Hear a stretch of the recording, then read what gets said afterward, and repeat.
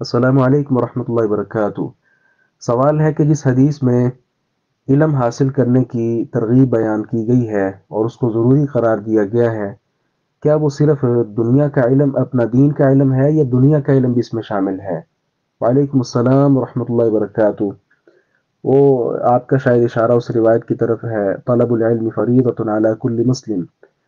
تو اس سے مراد العلم جہاں بھی آئے گا اس سے مراد کتاب و سنت کا علم ہوتا ہے۔ دنیاوی جو ہے اس کو تو علم کہا ہی نہیں جاتا، وہ تو ایک فن ہے دنیا میں جینے کا، آپ کہہ لیں کہ ایک ڈھنگ ہے۔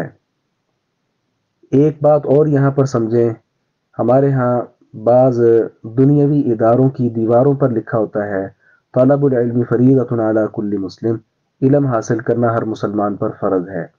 تو یہ انہوں نے چسپاں کیا ہوتا ہے جو خود وہ سکھا رہے ہوتے ہیں۔ اب اس میں وہ ریاضی پڑھا رہے ہیں، اس میں فزکس پڑھا رہے ہیں، اس میں کیمسٹری کے مضامین پڑھائے جا رہے ہیں، جی اس میں بایو پڑھائی جا رہی ہے اور اس طرح کے مضامین پڑھائے جا رہے ہیں۔ اچھا تھوڑا سا ٹھہر کر اس بات کو سمجھیں، اگر اس حدیث کا یہی مصداق ہے جو ان لوگوں نے سمجھا ہے، دنیاوی علوم و فنون پر اس حدیث کو چسپاں کیا ہے، تو پھر میں یہاں بیٹھا ہوں ابھی، میں آپ کے ساتھ ہم کلام ہوں، تو میں نے تو یہ سارے مضامین نہیں پڑھے ہیں، تو کیا اب آپ مجھے کہہ سکتے ہیں چلے اور گناہ تو بڑے ہیں، اللہ تعالیٰ معاف فرمائے، لیکن کیا اس وجہ سے آپ مجھے کہہ سکتے ہیں کہ میں بھی گناہ گار ہوں کیونکہ میں نے یہ علوم و فنون حاصل نہیں کیے؟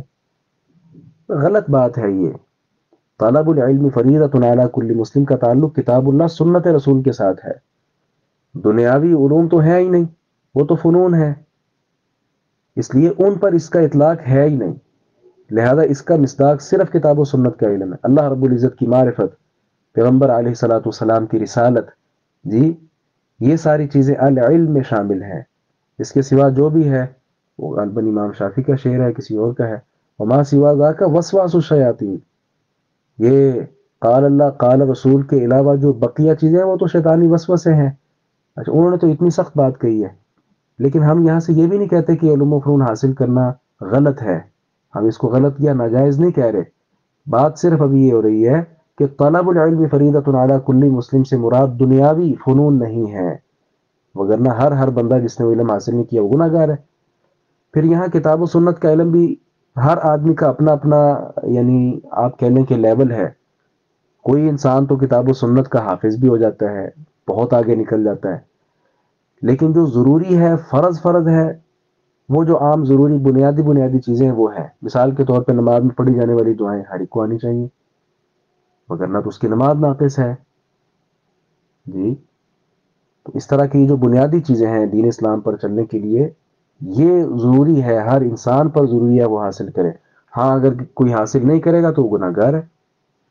امید ہے بات انشاءاللہ واضح ہو چکی ہے۔ السلام علیکم ورحمۃ اللہ وبرکاتہ۔